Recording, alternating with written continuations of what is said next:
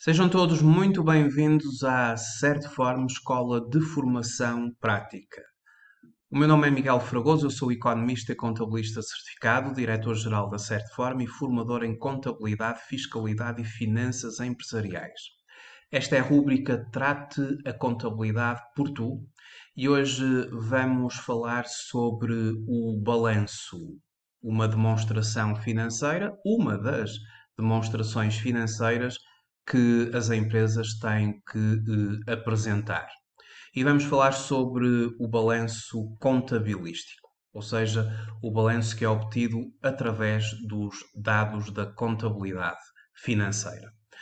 Ahm, Esta é uma matéria que faz parte de alguns dos cursos ministrados pela Certform, e eu vou utilizar um dos manuais do curso de Finanças Empresariais, o curso prático de Contabilidade e Finanças Empresariais, para fazer uma abordagem deste tema, o balanço. Para nós elaborarmos o balanço de uma empresa, nós temos que partir do balancete final ou balancete de encerramento dessa mesma empresa. O balancete é um mapa onde constam as várias contas que foram movimentadas ao longo do período anual, do período de um ano. Eu vou considerar o balancete de encerramento, claro, obedecendo ao período anual. E temos aqui os saldos finais de todas as contas movimentados na contabilidade financeira da empresa. Ordenados, obviamente, por uma sequência numérica do respectivo plano de contas. No balancete, o balancete não é uma demonstração financeira. O balancete é um mero quadro contabilístico onde são apresentados os valores de saldo a débito, os valores credores e o respectivo saldo, que é a diferença entre o débito e o crédito. Portanto, o balancete é um mapa contabilístico onde são apresentados as contas, respectivos valores a débito, respectivos valores a crédito e depois a diferença entre o débito e o crédito pode resultar em saldo devedor ou em saldo credor. No balancete nós temos todas as contas sequencialmente numeradas que foram movimentadas durante o ano. E dentro de todas estas contas, nós temos contas do ativo, representativas de bens e de direitos, e contas do passivo, representativas de obrigações, bem como as contas do capital, reservas e resultados transitados, que pertencem à classe 5, e depois as contas de gastos da classe 6 e as contas de rendimentos da classe 7. Na verdade, este balancete é um balancete retificado. É um balancete em que as contas não vão ser mais movimentadas, mas ainda vai obedecer ao apuramento dos resultados. Mas é perfeitamente possível, a partir deste balancete, construirmos o balanço, porque as contas do ativo, as contas do passivo, as contas do capital não mais vão ser movimentadas e, consequentemente, estes são os saldos finais que podemos efetivamente considerá-los para a elaboração do balanço. Então, um dos pedidos de um caso prático do curso, no qual eu me vou concentrar, um dos pedidos é que apresente o balanço da empresa e faça uma breve descrição deste documento contabilístico que acabou de elaborar. Pronto, assim o faremos nesta breve apresentação sobre o que é o balanço.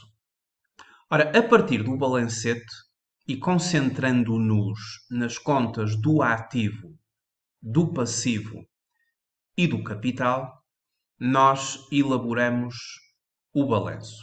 Eu vou andar aqui um bocadinho para a frente, porque entretanto foi elaborada a demonstração dos resultados e foi feito um comentário ao EBITDA e ao EBIT, e passamos ao respectivo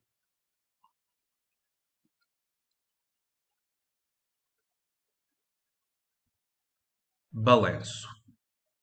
Muito bem. Apresentação do balanço e uma breve descrição do documento. Então, a partir do balancete que acabei de mostrar, pegamos nos respectivos saldos das contas do ativo, das contas do passivo, das contas do capital e fazemos a passagem desses mesmos valores na construção ou elaboração do balanço. O balanço é elaborado a partir das contas da classe 1 a 5, inclusive, que são as contas, portanto, entre a 1 e a 5, estão lá agrupadas da 1 a 4, estão as contas do ativo e do passivo. A 5 é o capital, reservas e resultados transitados. Acrescentando-lhe o resultado líquido do período. Este resultado líquido do período, ele foi determinado na demonstração dos resultados, que antecedeu aqui o balanço. E já agora, na demonstração dos resultados, o resultado líquido do período desta empresa, o resultado líquido do período foi de 207.727,11, relativo ao ano N, e tinha sido 127.894,62 no período anterior. A demonstração dos resultados estabelece aqui o elenco de gastos e de rendimentos, ou de rendimentos e gastos, e as respectivas diferenças, culminando no chamado resultado antes de impostos, que é a diferença entre os rendimentos e os gastos, o imposto estimado para o período e a diferença entre o resultado antes de impostos e o imposto estimado para o período, o chamado resultado líquido do período, que é o elemento comum entre a demonstração dos resultados e o balanço. Então, voltando ao nosso balanço, que é o objeto aqui deste vídeo, a partir do balancete, tivemos a construção e vamos começar então a fazer a análise do balanço contabilístico. O ativo, o conjunto de bens e direitos, aquilo que de facto pertence à empresa, o que é da empresa, constituído pelo ativo não corrente. O ativo não corrente é aquele conjunto de bens que vão para, ou direitos neste caso, que vão para além do ciclo operacional da empresa, para além de 12 meses. Temos os ativos fixos tangíveis, aos quais subtraímos as respectivas depreciações, é assim que eles são apresentados no balanço, por dedução das depreciações. E aqui temos 1.204.751,87. Os ativos fixos tangíveis. Teríamos eventualmente os ativos intangíveis, mas esta empresa não tem. E como não tem, avançamos uma linha. Nós não colocamos no balanço linhas com valor zero. Portanto, se não existe, avança-se para a próxima. Esta empresa tem um conjunto de investimentos financeiros, participações financeiras, que derivam da conta 41 do balancete, 370, 651, 46, mais outras participações financeiras, e temos aqui um conjunto de investimentos financeiros de 2.500. Ainda um item de ativos por impostos diferidos, resultante de diferenças entre o resultado contabilístico da empresa e o seu resultado fiscal, diferenças temporárias, dedutíveis ou tributáveis, neste caso dedutíveis porque pertencem ao ativo, de 1495,05. Então forma-se o ativo não corrente da empresa, aquele que vai além de 12 meses. 1.579.398,38. Seguidamente temos o ativo corrente.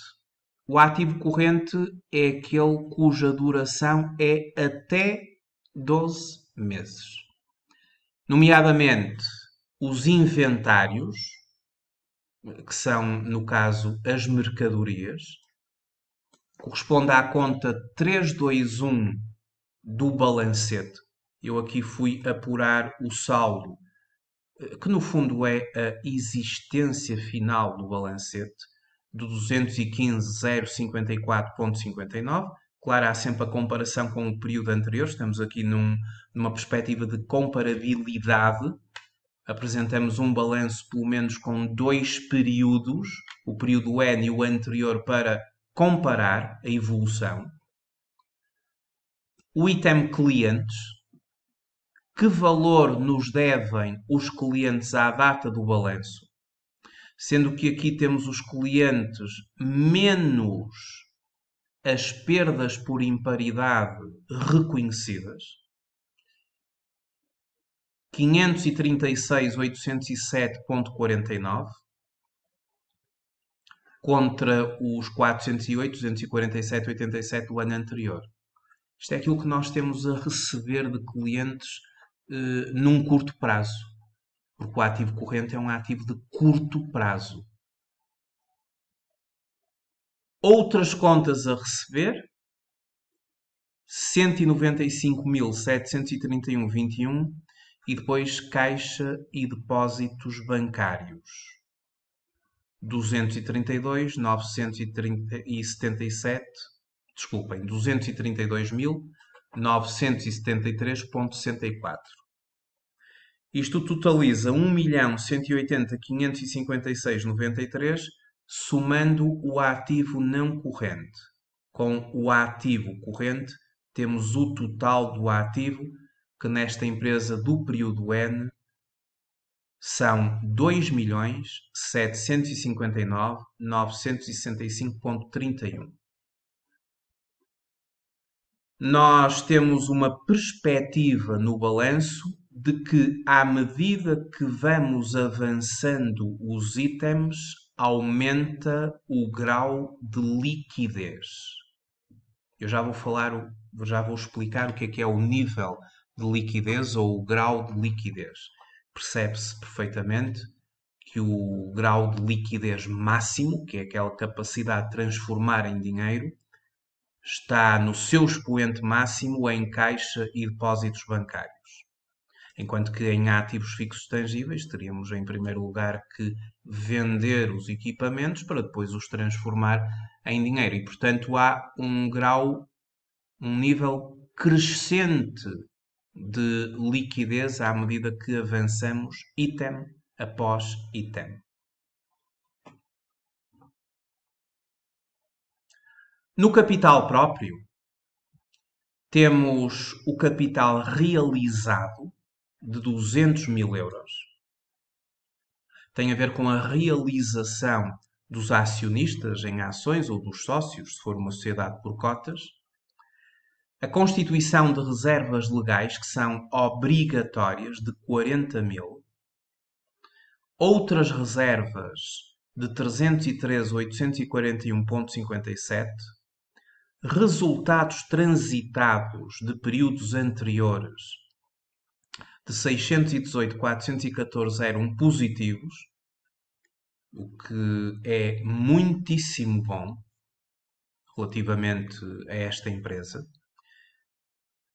Ajustamentos em ativos financeiros e depois o resultado líquido do período, que vem diretamente da demonstração dos resultados por natureza, aquela demonstração que ao bocado eu mostrei e que estabelecia a diferença entre ou o elenco dos rendimentos e gastos e as suas diferenças, culminando com o resultado líquido do período de 207.727,11.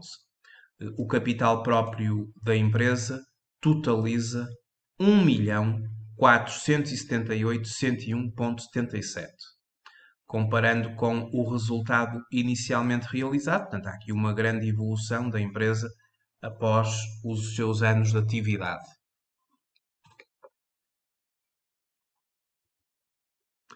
Finalmente, o balanço apresenta-nos o passivo. O passivo são as obrigações. Nós temos um passivo de médio e longo prazo, que é aquele passivo que vai além dos 12 meses do ciclo de exploração da empresa. É o chamado passivo não corrente. São aquelas dívidas que a empresa terá a pagar, mas para além de 12 meses.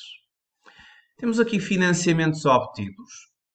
É um empréstimo à banca, podem ser empréstimos à banca, podem ser locações financeiras, mas dívida que só será paga para além de 12 meses. Portanto, é uma dívida de médio e longo prazo.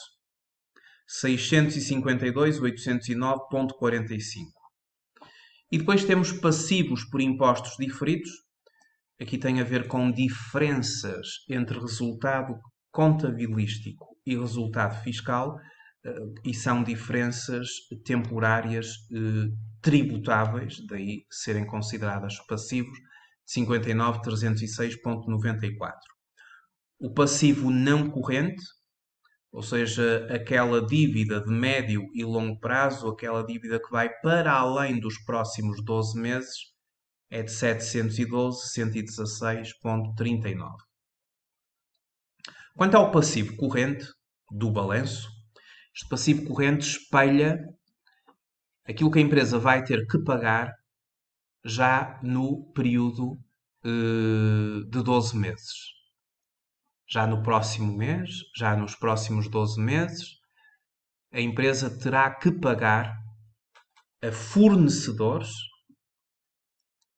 246.531,51. Ao Estado, dívida ao Estado, e estão aqui impostos. É perfeitamente normal que uma empresa no balanço apresente no passivo corrente dívidas ao Estado. Está aqui, por exemplo, o IRS retido na fonte aos trabalhadores de dezembro, no processamento de salários, que vai ser pago até ao dia 20 do próximo mês. Estão aqui as retenções na fonte realizadas aos trabalhadores independentes, relativamente aos prediais em contratos de arrendamento que a empresa tenha, relativamente a capitais. As retenções na fonte, elas pagam-se até ao dia 20 do mês seguinte. E, consequentemente, as retenções na fonte de dezembro pagam-se até ao dia 20 de janeiro e estão espelhadas aqui no passivo corrente. Mas também poderá estar, eventualmente, o IVA que a empresa vai ter a pagar. Por exemplo, num regime mensal de IVA, o IVA de dezembro, a declaração periódica de dezembro, que só vai ser entregue até ao dia 10 do segundo mês seguinte, o respectivo IVA a pagar será feito até ao dia 15 mais 5 dias, até ao dia 15 do segundo mês seguinte. E, consequentemente, é perfeitamente normal termos aqui no Estado e outros entes públicos IRC, IRS, pela via das retenções da fonte, IVA a pagar, e é um passivo corrente porque é de curto prazo. Há prazos a cumprir e que são efetivamente de curto prazo. Depois temos dívidas aos acionistas sócios, de 9.164,18 e temos financiamentos obtidos, novamente. Verifiquem que financiamentos obtidos está em passivo não corrente e está em passivo corrente. Financiamentos obtidos em passivo corrente têm a ver com a amortização de capital, com a dívida à banca que nós vamos ter que enfrentar nos próximos 12 meses. E nos próximos 12 meses nós vamos ter que pagar ao banco 34.425,22. Estes são os próximos 12 meses. Daí para a frente é esta a dívida. Ou seja, temos exatamente o mesmo item, financiamentos obtidos, mas classificado no ativo não corrente e no ativo corrente, espelhando um passivo de médio e longo prazo e já um passivo de curto prazo, os próximos 12 meses. E depois outras contas a pagar, que recolhem aqui vários saldos do balancete, de contas do balancete, de 172.936,46. Temos aqui, por exemplo, dívidas ao pessoal, que é perfeitamente normal e que advém do processamento de salários do mês de dezembro, entre outras contas a pagar.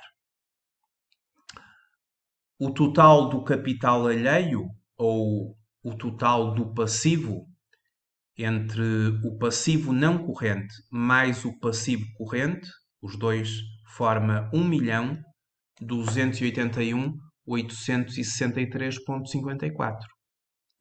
E se somarmos o capital próprio com o passivo, temos 2.759.965,31, o que é a equação fundamental em que o total do ativo é igual ao total do capital próprio mais o passivo. O total do ativo é igual ao total do capital próprio mais o passivo. Breves comentários agora ao balanço para finalizarmos esta apresentação. A elaboração do balanço a partir da informação constante do balancete apresentado merece atenção a dois pormenores. Em primeiro lugar, a não compensação de saldos devedores com saldos credores. Isto significa, por exemplo, que se eu tivesse no ativo corrente um direito sobre o Estado, por acaso aqui não temos, mas se tivéssemos no ativo corrente um direito sobre o Estado, porque no ativo corrente pode aparecer o item ou a rúbrica Estado e outros entes públicos, quando a empresa tem um direito sobre o Estado. Um direito sobre o Estado pode ser, por exemplo, IVA a recuperar. Se uma empresa tiver um direito sobre o Estado, por exemplo, de 5.000 euros, mas tiver uma dívida ao Estado de 106.689,78, tem que evidenciar as duas situações efetivamente separadas. O que é do ativo é do ativo, o que é do passivo é do passivo.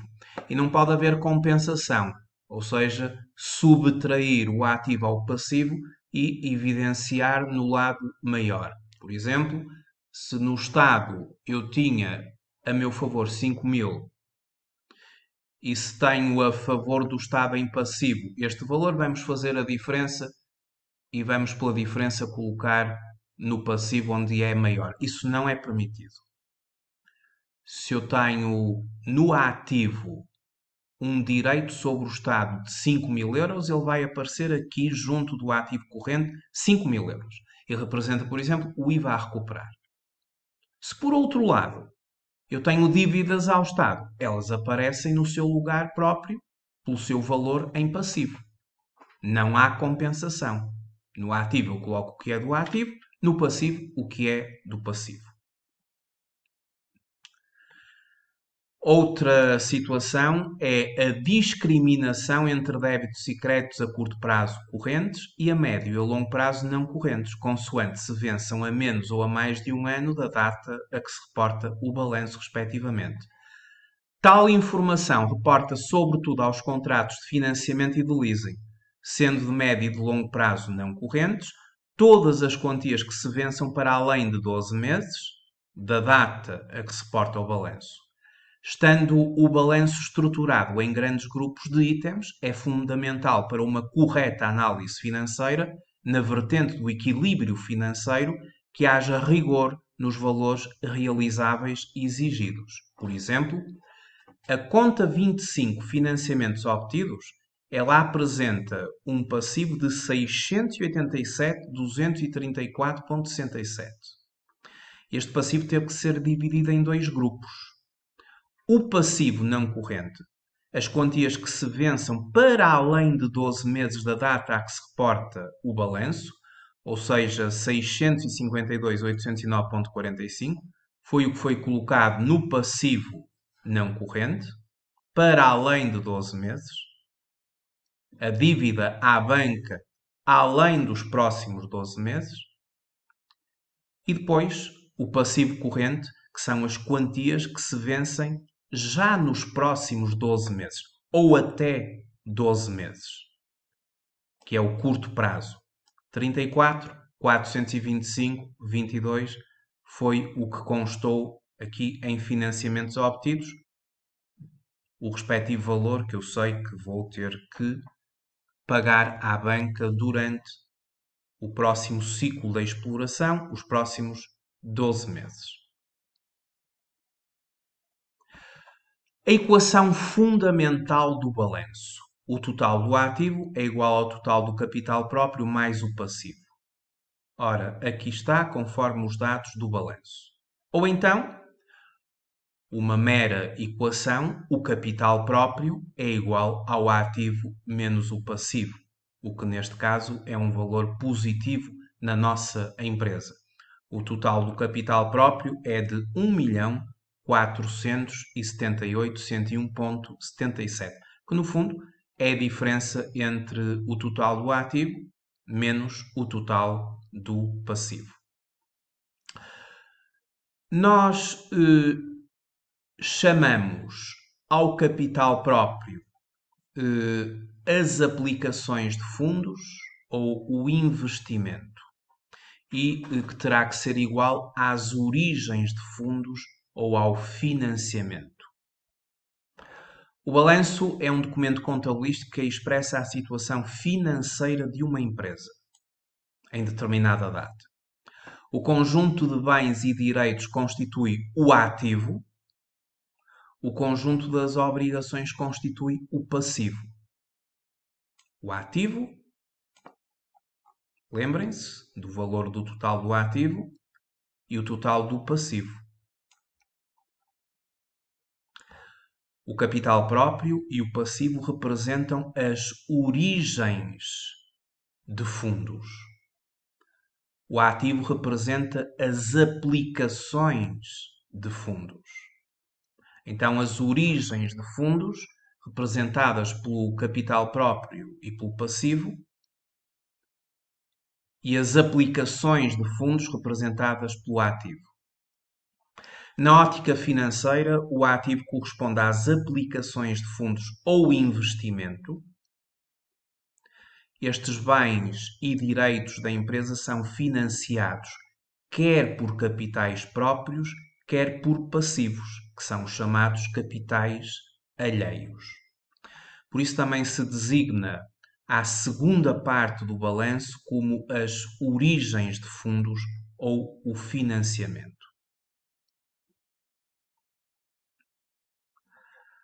O total das aplicações de fundos iguala a todo momento o total das origens de fundos, podendo enunciar-se a equação fundamental da contabilidade da seguinte forma: ativo igual a capital próprio mais passivo. Ou então, aplicações de fundos igual a origens de fundos. Em finanças, costuma dizer-se que o capital próprio representa os direitos residuais da empresa, o que se deduz da seguinte forma. Se o ativo é igual ao capital próprio mais o passivo, o capital próprio será igual ao ativo menos o passivo. É uma mera equação. Uma conclusão importante da análise do balanço. Uma vez que as empresas se financiam com capitais próprios e passivo, será normal que o ativo exceda o passivo. E assim o capital próprio seja positivo, que é o que acontece nesta empresa. Nesta empresa, o capital próprio, que é o ativo menos o passivo, é de 1.478.101,77 contra 1.285.312,46 do período anterior. Houve uma evolução significativa de aproximadamente 200 milhões de euros entre um período para o outro. E esta conclusão importante é o seguinte. Uma vez que as empresas se financiam com capitais próprios e passivo, será normal que o ativo exceda o passivo. E assim o capital próprio seja positivo, que é o que acontece com esta empresa à qual nós construímos o balanço. Se assim não for, ou seja, se tivermos uma situação em que o passivo é superior ao ativo, e daí advém capital próprio negativo, diz-se que a empresa está tecnicamente falida ou insolvente. Portanto, existe falência ou insolvência técnica sempre que o passivo seja superior ao ativo e, consequentemente, o capital próprio é negativo. Muito importante aqui esta frase para, a partir do balanço, nós verificarmos se de facto existe uma situação de falência ou de insolvência ou se há um caminho para tal. Aqui não, nesta empresa é perfeitamente o contrário. A empresa está a evoluir. Porque do período N-1 para o período N, o capital próprio, a diferença entre o ativo e o passivo, simplesmente aumentou. Uma empresa que está, digamos que, muito robusta do ponto de vista da formação do seu capital próprio.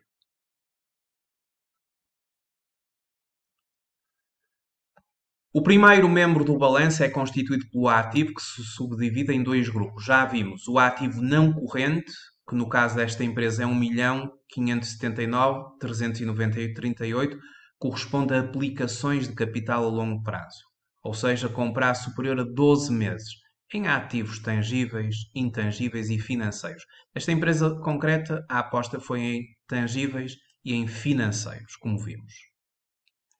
E depois o ativo corrente, que nesta empresa é de 1.180.856,93, indo buscar, obviamente, os valores diretamente aqui ao balanço, não é? Ao ativo corrente.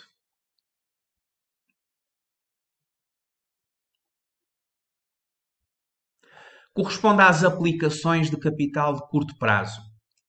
Pode ser um ativo detido para efeitos de ser consumido ou vendido no decurso normal das atividades operacionais da empresa, ou detido com a mera finalidade de ser vendido e não necessariamente dentro do prazo, dentro das atividades correntes da empresa, mas que se espera que seja realizada em liquidez, num prazo até 12 meses, após a data de balanço. E, por fim, os meios financeiros líquidos como caixa e depósitos à ordem, eventualmente depósitos a prazo e outros equivalentes em dinheiro, que nesta empresa forma 232.973,64. Uma conclusão ao qual eu já tinha tirado é que, ou visto, é que no ativo os itens são apresentados por um grau crescente de liquidez.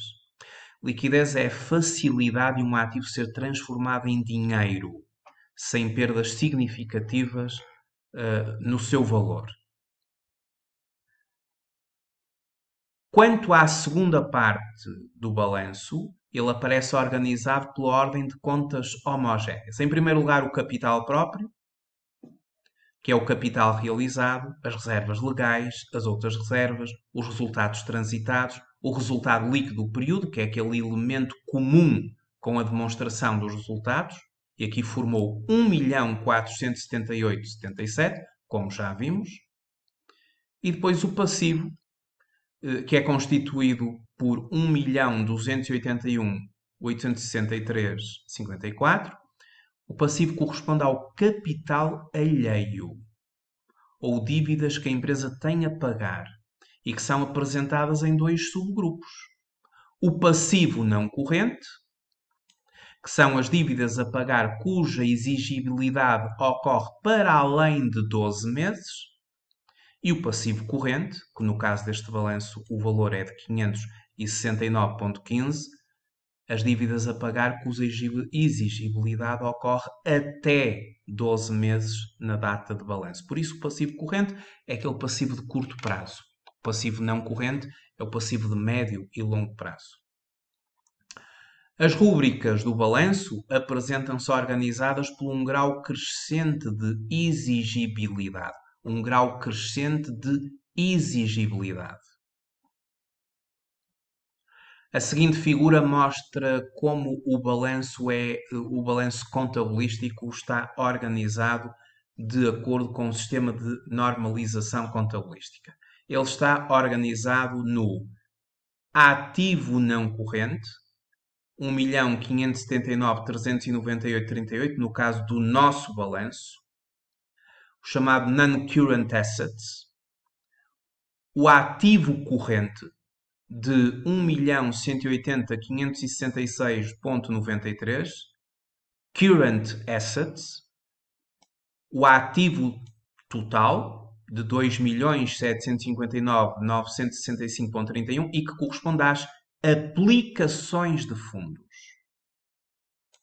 Depois, o capital próprio, equity, de 1.478.101,77, o passivo não corrente de 712.116,39, que na linguagem anglo-saxónica são os non-current liabilities, e o passivo corrente de 569.747,15, current liabilities, e o capital próprio mais o passivo de 2.759.965,31. As chamadas origens de fundos. Então, a igualdade entre as aplicações de fundos constituídas pelo ativo, as aplicações de fundos constituídas pelo ativo, não corrente mais corrente, e as origens dos fundos, constituídas pelo capital próprio e pelos capitais alheios, correspondentes ao passivo não corrente e ao passivo corrente.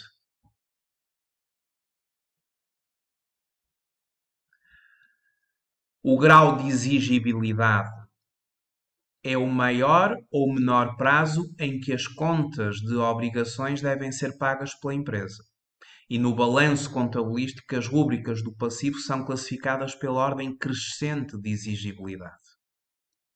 Ou seja, da menos exigível para a mais exigível, classificadas de acordo com o seu vencimento. Claro que vence rapidamente o passivo corrente porque ele é de curto prazo, contra o passivo não corrente, que é a médio e longo prazo. E à medida que nós vamos descendo, aumenta o nível de exigibilidade. O grau de liquidez tem a ver com o ativo. É o maior ou menor prazo no qual os bens e os direitos podem ser transformados em dinheiro. E aqui há um grau crescente de liquidez. Por exemplo, a conta caixa é a de maior liquidez e é o que aparece em último lugar no balanço, conforme puderam verificar. Caixa e depósitos à ordem. Grau máximo, é expoente máximo da liquidez. Portanto, o nível de liquidez, ou o grau de liquidez, é o maior ou menor prazo no qual os bens e os direitos podem ser transformados em dinheiro. Exemplo, a conta caixa é a de maior liquidez, porque já é dinheiro. Já a conta de ativos fixos tangíveis, que apareceria ou aparece, surge no ativo não corrente. Por exemplo, um equipamento básico, uma máquina, é de menor liquidez do que a conta de caixa, pois demora mais tempo para se transformar em dinheiro. Primeiro é necessário vender a máquina para depois ter o dinheiro em bancos. No balanço contabilístico, as rúbricas do ativo são classificadas por ordem crescente de liquidez, ou seja, à medida que vamos baixando, aumenta a liquidez até ao seu expoente máximo de caixa e depósitos à ordem, em que caixa já é mesmo dinheiro. Muito bem. Esta é uma breve análise ao balanço. A partir do balanço, nós podemos determinar um conjunto de indicadores.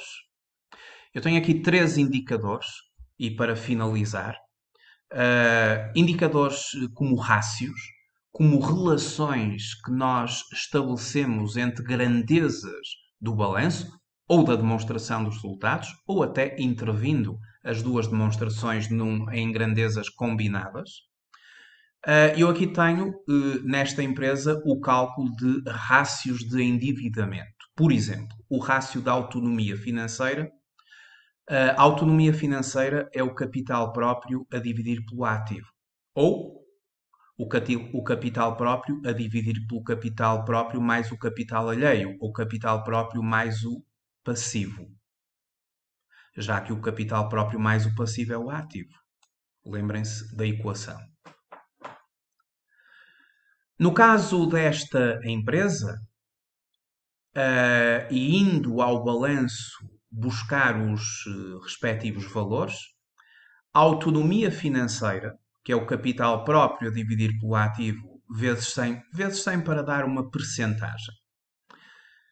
No ano N, 1.478.101.77, que é o capital próprio, a dividir por 2.759.965.31, que é o ativo, vezes 100, 53,56. Comparativamente com o ano anterior, 51,42, houve um ligeiro aumento da autonomia financeira. A autonomia financeira é um indicador muito importante. É um indicador que avalia o nível de financiamento do investimento total por capitais próprios. Este indicador, sendo reduzido, traduz um risco financeiro para o financiador. Em muitos programas comunitários de apoio à empresa, exigem-se valores mínimos para este indicador. Este indicador expressa a participação do capital próprio no financiamento da empresa. E pode-se dizer que um valor inferior a 1/3, que são 33%, significa uma dependência excessiva de capitais alheios. Por outro lado, valores superiores a 1/3 representam um bom grau de autonomia financeira. Esta empresa tem um excelente grau de autonomia financeira. 53,56. Muito acima de 33, o tal 1/3. Esta empresa não só tem um excelente grau de autonomia financeira, como de N-1 para o período N, evoluiu. Pouquinho, mas evoluiu. Depois o rácio de endividamento, que é determinado pelo passivo a dividir pelo ativo. Ou se quisermos, em outros termos, como nós ao passivo chamamos-lhe de capital alheio e o ativo são os capitais próprios mais o passivo, podemos também dizer que o endividamento é o capital alheio a dividir pelos capitais próprios mais o passivo. Utilizando a primeira formulazinha, que é igual, e multiplicando por 100 para dar uma percentagem, o passivo era de 1.281.863,54, que a dividir pelo total do ativo vezes 100, temos 46,44. Relativamente ao ano anterior, dá 48,58. houve uma ligeira redução. Eu depois faço o cálculo também do rácio de endividamento não corrente, pegando apenas no passivo não corrente e dividindo pelo ativo. E já sabem que o passivo não corrente são as dívidas que vão para além dos 12 meses do ciclo de exploração da empresa de um ano. Fazendo a divisão do passivo não corrente pelo ativo, quer de um ano, quer para outro, temos 25,80 e temos 29,42%. O rácio de endividamento corrente será dividir o passivo corrente, apenas o passivo corrente, pelo ativo. E temos 569.747,15 a dividir por 2.759.965,31 vezes 100, o que dá 20,64 e no período N-1, 19,16. Nos dois períodos, o financiamento da atividade pela via dos passivos não correntes é mais significativo, isto especialmente no período N-1. Ou seja, estes indicadores são superiores a este, especialmente a diferença em N-1 é mais expressiva. Depois, no período N, há já uma maior aproximação, se bem que há ali uma diferença de 5%. Este rácio de endividamento é um indicador muito utilizado para a análise de crédito e no crédito consolidado, pois compara o nível de dívida que a empresa contraiu para financiamento da sua atividade. Um rácio demasiado alto pode inviabilizar pedidos de financiamento bancário, uma vez que o risco é maior.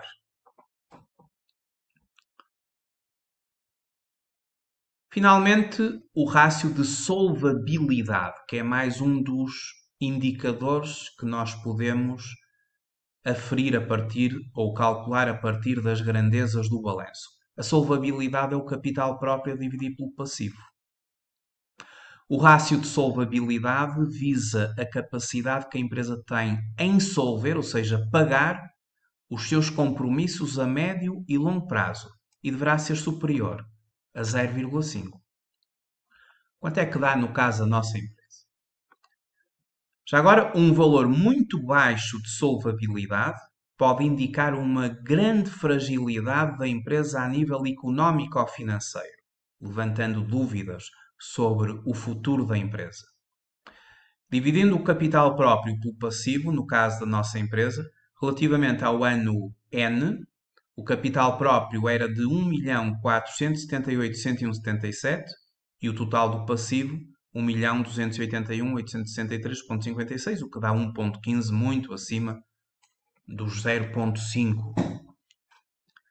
No ano N-1, 1,06. Portanto, a empresa evolui relativamente ao seu nível de solvabilidade ou ao seu indicador de solvabilidade, o que é positivo em ambos os anos, superior a 0,5. Este indicador ele avalia a capacidade da empresa para fazer face aos seus compromissos com terceiros. E nesta comparação entre os capitais próprios e alheios, que é o passivo, obtêm-se indicações sobre o risco que os credores correm em relação a decisões de concessão de crédito à empresa. Este rácio apresenta a capacidade da empresa em solver as suas dívidas. Um valor superior a 1, que é o nosso caso, e que está a subir, particularmente já no período N, superior a 1, significa que o património da empresa é suficiente para cobrir todas as suas dívidas. Por outro lado, um valor inferior a 1 significa que a empresa não tem meios próprios para satisfazer toda a sua dívida. No caso da nossa empresa, estamos com um valor bastante bom, superior a 1. Aliás, todos os indicadores, todos os rácios calculados para esta empresa apresentam todos eles valores extremamente positivos. Não fosse isto um caso prático do curso, obviamente. Fizemos assim uma análise do balanço de uma empresa. Fizemos também uma breve análise de três indicadores ou de três rácios ou indicadores de nível de endividamento. E serviu esta apresentação para compreendermos como é que o balanço contabilístico do sistema de normalização contabilística está organizado.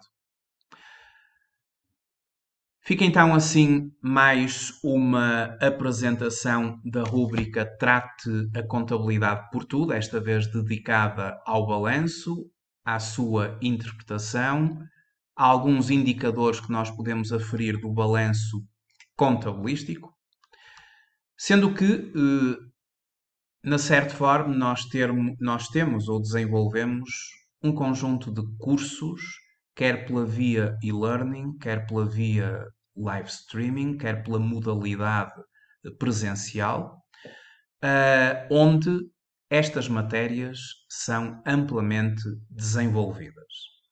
Esta matéria particular de análise financeira e económica da empresa, ela é particularmente desenvolvida no curso prático de Contabilidade e Finanças Empresariais, no curso prático de Análise Económica e Financeira de Empresas, bem como no Mini MBA em Finanças Empresariais e Fiscalidade Aplicada. Estes são os três cursos onde nós desenvolvemos amplamente a área das finanças empresariais e também, muito particularmente, a questão das demonstrações financeiras e da sua análise do ponto de vista financeiro e do ponto de vista económico.